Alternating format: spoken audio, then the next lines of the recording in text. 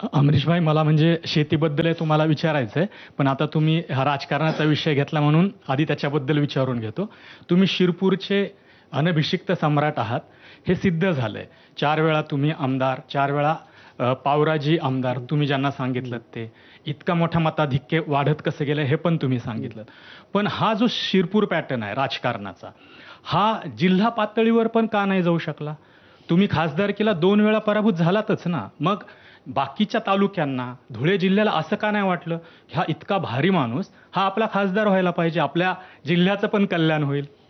ते साहेब, ते लोकांनी काही कमी नाही केलं. कारण काय, माझा मतदारसंघ नव्हता ज्यावेळी मी लोकसभामध्ये उभा राहिलो. माझा मतदारसंघ सोडून मी उभा राहिलो, तरी मी त्यावेळी 18,000 मताने पडलो, म्हणजे कुल 9,000 मताने पडलो. त्यामुळे लोकांनी मला भरघोस वोट दिले. जे समजत होते, ज्यांना असं वाटत होतं की हे आलं तर आपला तालुक्याचाही विकास होईल, आपल्या शहराचाही विकास होईल. पण काही लोक असतात, ते त्यावेळी काय विचार केलं, जात-पात हे मी, माझं तर जातच नव्हती, त्यामुळे तोही मला एक फटका होता. कारण करीबन समजा 5 लाखचे वर या 7 लाखचे वर मराठा समाजाचा मोठा वोटिंग होता, आणि त्यामुळे मराठा समाजाचा माझ्यासमोर उभा होता. त्यामुळे पण बाकी लोकांनी वोट दिलेच, त्यांनीही दिले. पण काय होतं असं एक काय माणूस, कारण मला ओळखत नव्हते.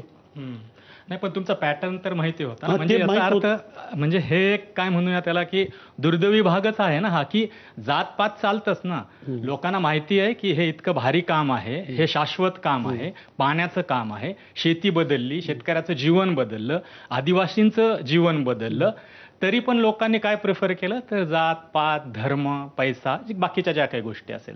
असं नाही वाटत तुम्हाला? नाही साहेब, काय झालं की माझा तालुका नव्हता आणि मी परका तालुक्यामध्ये उभा राहून गेलो. तर परका तालुक्याच्याही लोकांना वाटलं असेल की भाई, जे नेता होते, अरे आपल्याला तिकीट मिळायला पाहिजे होती, हे कुठे आपल्या समोर येऊन गेला, असं एक छोटासा.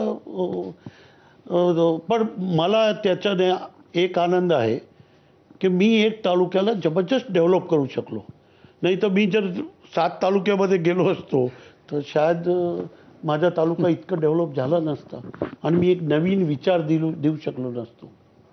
हा शिरपूर पॅटर्न जो आहे तो बाकीच्या आमदार का राबवू शकत नाहीत? सरांनी जे तुम्हाला विचारलं, हे रेप्लिकेट का नाही होऊ शकलं? पुन्हा एकच राळेगणसिद्धी, एकच हिवरे बाजार, एकच शिरपूर किंवा शिरपूर पॅटर्न असं का होतं? आणि आमदार आहेत, 288 आमदार आहेत, 288 लोक त्यांच्या विरोधात उभा असतात, म्हणजे पक्षाचे प्रत्येक. तर ही लोक मिळून असं काही आपण एक जी अमाऊंट येते, जो निधी येतो समजा आमदारकीसाठीचा, तर ती एक सर्टन अमाऊंट या पॅटर्नसाठी, पाण्यासाठी आपण वेगळी ठेवू शकतो, असा काही विचार करू शकतील असं लोक नाही आहेत का आज तुमच्यासोबत? साहेब, एक मी माझा उदाहरण देतो की मी तर एक गुजराती एकदम 10 वोटचा मालिक आहे. माझं असं मत आहे की जितके आमदार उभे राहतात आणि जे राजकारणामध्ये काम करतात, त्यांनी जर शिरपूर येऊन शिरपूर टाईपच्या पॅटर्नने काम केलं, माझं असं स्पष्ट मत आहे, कोणीच त्याला पाडू शकत नाही. आता त्यांनी स्वतःच्या मनामध्ये असायला पाहिजे, त्याची इच्छाशक्ती असायला पाहिजे, आणि ती इच्छाशक्तीची कमी आहे असं मला वाटतंय. पण मला एक